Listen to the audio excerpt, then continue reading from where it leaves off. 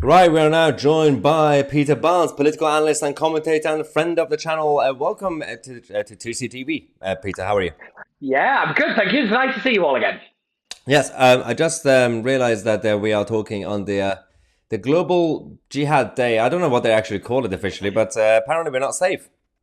Yeah, apparently so. I mean, 9 schools in London, Jewish schools in particular, are closed due to safety concerns. I think that is an abject failure of the Metropolitan Police. I honestly, I think it's Global Day of Jihad. I think is the title that many outlets are using for this.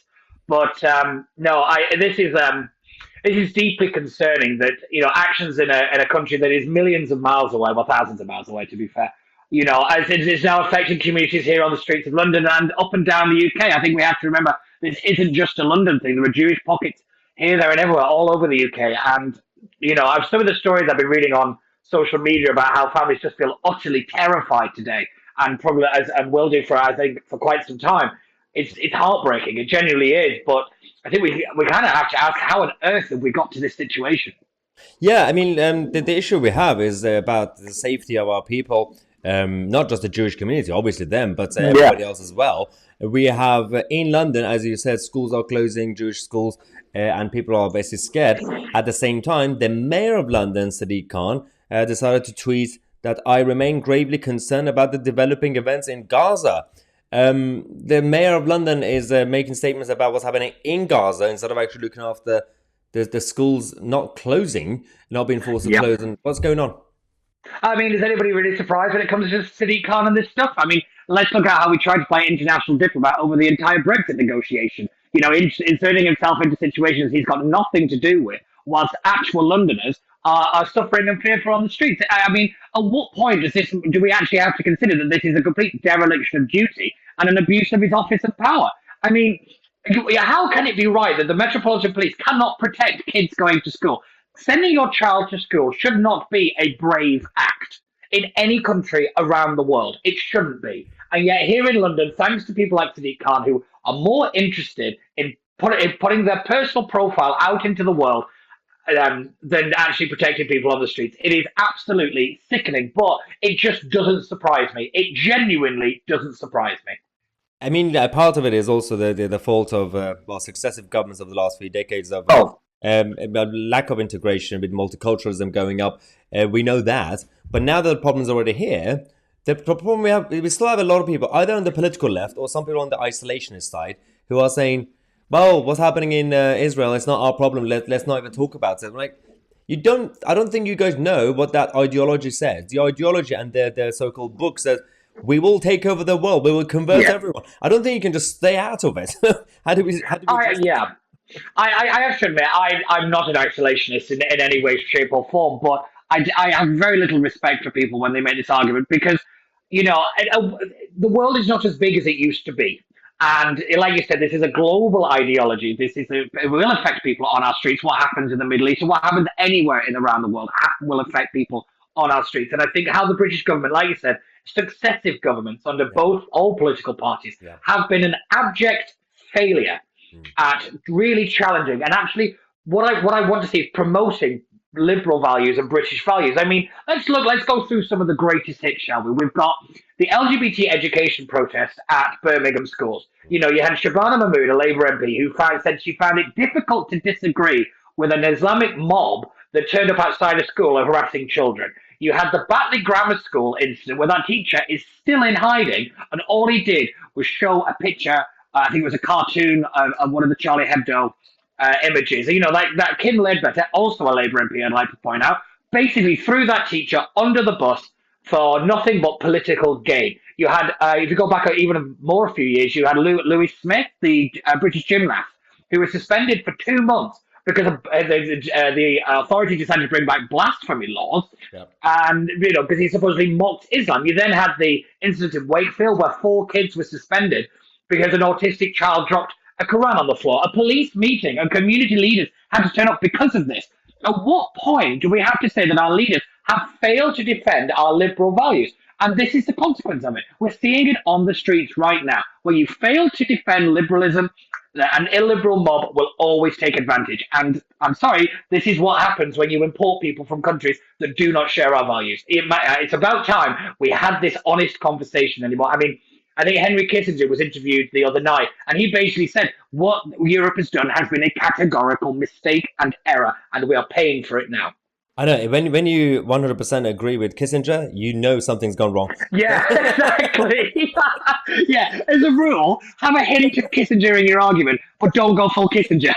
Yeah, it's weird. Yeah, I mean the world is changing so much that some of the controversial figures on various sides have Yeah, been proven right. Whether it was yeah, the content of what Enoch Powell said, obviously he was a yeah, controversial figure, but what he said is actually happening to an yeah. extent. And now Kissinger has been right. I'm like, what's going on to the world? I know. So Yeah, it's always one of those little things in politics. I always say the worst thing to be now is correct early, yes, yeah, because you're either written off as a complete Fruit Loop, or you're called a racist or something. But then yeah, eventually you end up being right, um, despite the fact you don't want to be right. That's the thing.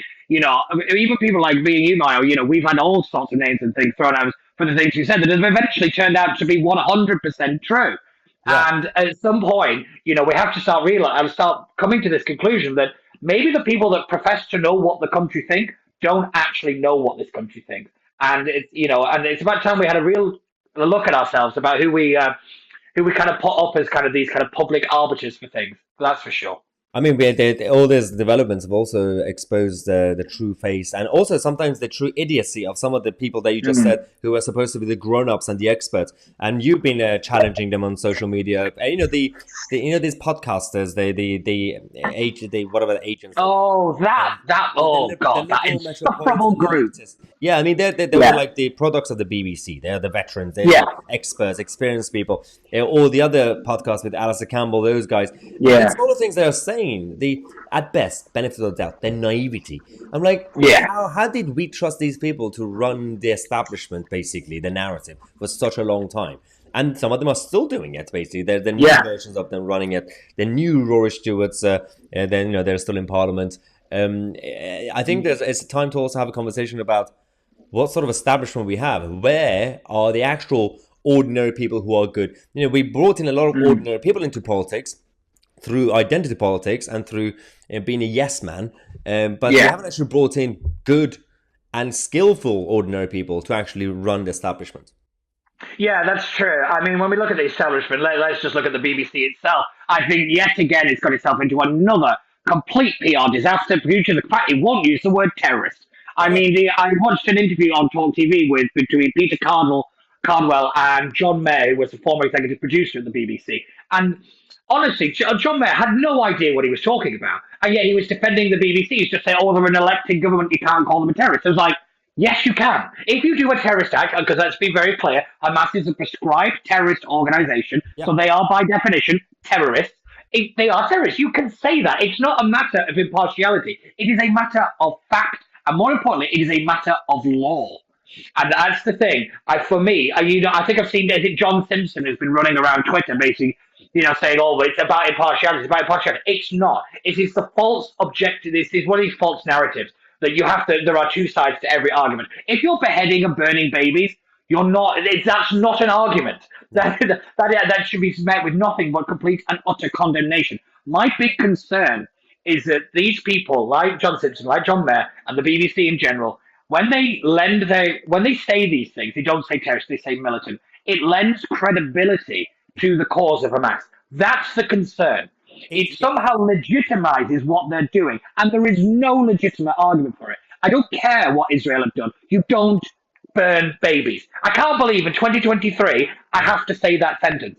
But this is where we are, and I honestly, I look at the BBC now, and I've never been more actively in favour of defunding the entire thing. I think there was a brilliant interview with Stephen Barrett, who's a brilliant barrister, basically saying this is a failure of the institution of the BBC from the top to the bottom, because he basically argues that they're just ignoring the law now, and they're just making themselves whatever they want to be. And I think there was a young journalist who basically quit, Noah Abrams, I think his name is, and he basically said, "I just can't be in an institution that refuses to call these people terrorists." And I was like, do you know what? More power to that bloke in particular.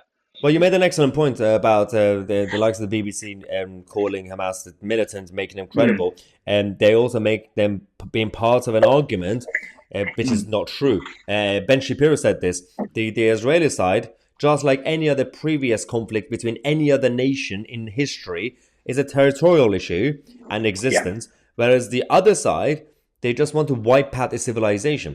For the Hamas side, it's not territorial. They don't really care about that. They just want to wipe out the Jews. So you can't reason with that side. And yeah. BBC calling them militants, you are basically respecting me enough to say, yeah, their issue is also territorial. They just look after their home. No, they don't Yeah. care about their own No, they civilians don't. anyway. They don't. This is the one thing that people have got really confused, and I've seen it pretty much since this incident started last week, where that Hamas's entire MO, the entire way they operate, is to kill as many civilians as possible. You know, civilized liberal democracies like Britain, like the United States, like France, and all the rest of them. The aim is to kill as few civilians as possible and to focus on military targets. Israel has an exceptionally impressive kind of targeting system so that they try not to kill civilians. Yeah, Unfortunately, Hamas use civilians as human shields. yeah. So, at what point do we have to have that conversation? Because I've noticed it quite a few times, and Dan Hodges has pointed this out on Twitter.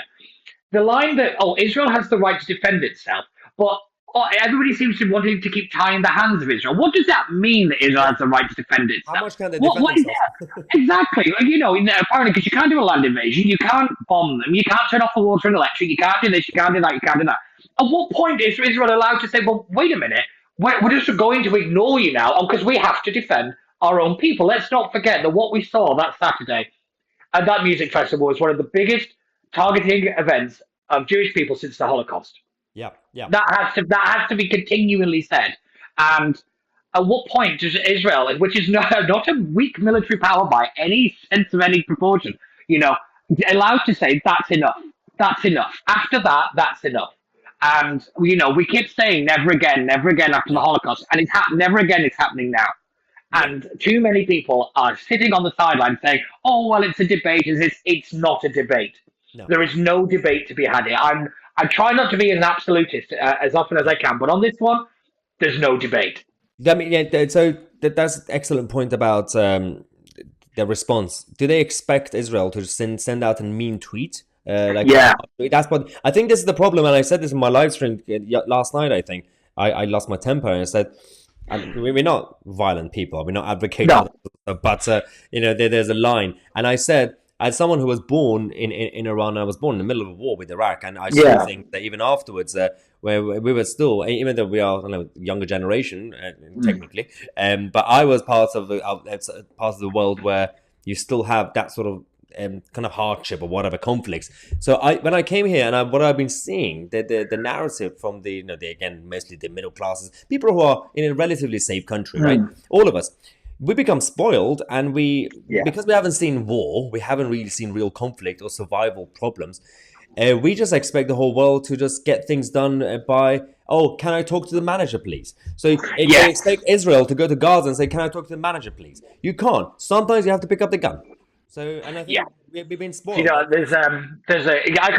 completely agree. It's what I've been calling liberal bubble syndrome. I don't know if it's got a more accurate name, but it's that idea that you don't understand what hardship genuinely is in this country. You really, really don't. This country is not perfect by any sense of any measure, but Hmm. you don't have to worry about your house blowing up.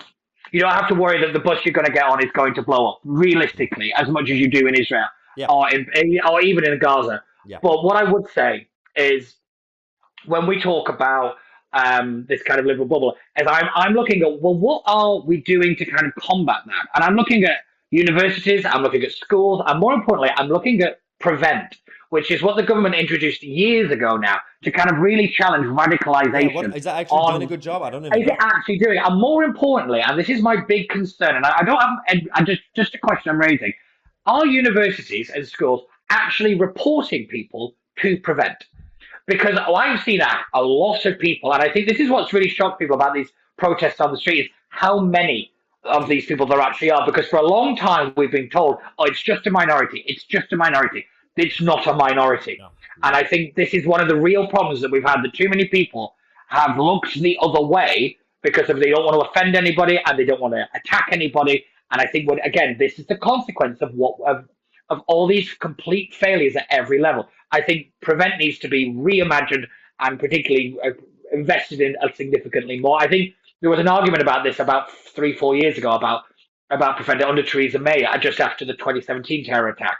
But I think we're going to have that conversation again. But I am very concerned, particularly at universities. I think it was you that shared a thing on Twitter today, or X, or whatever you want to call it, about a woman holding up a sign that said there's only one solution. Oh yeah. And that is perverse. That is perverse. I'm a free speech liberal. I'm a completely say whatever you want. Yeah, but inciting violence is not really. Inciting violence, I'm sorry, absolutely not. Absolutely not. And whether France has done the right thing, because obviously they've gone complete whole, jumped in with 2 feet and said no pro-Palestinian rallies whatsoever, is the right thing to do. Now there's a debate, because I have to admit I don't know, because there is some room for wiggle room there, but I am concerned. I really, really am. I hope that this is a kind of defining moment. I actually thought that do you remember Just Sweet Charlie after the Hebdo attack?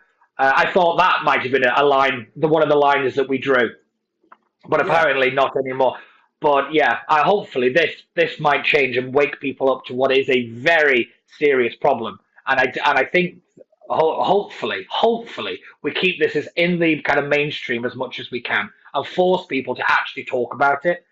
For a long, it's people like me and you on YouTube and on podcasts and stuff that have talked about this stuff, and it's seen as a fringe issue. It's not a fringe issue anymore. No. Like I said, and I keep repeating this, when it becomes a brave act to send your kids to school in the United Kingdom, we have a problem, and that has to be addressed. Yes. Well, thank you very much, Peter Bones, for joining. We are going to be covering the developments as it comes. So if you haven't subscribed to the channel, do so now. Also, Peter is going to be more regular now on Fridays because he's going to work from home. Yeah. I have more time on a Friday, so I'm sorry to say you're stuck with me now. Thanks, guys, for watching. I'm Tousi, and we are the media.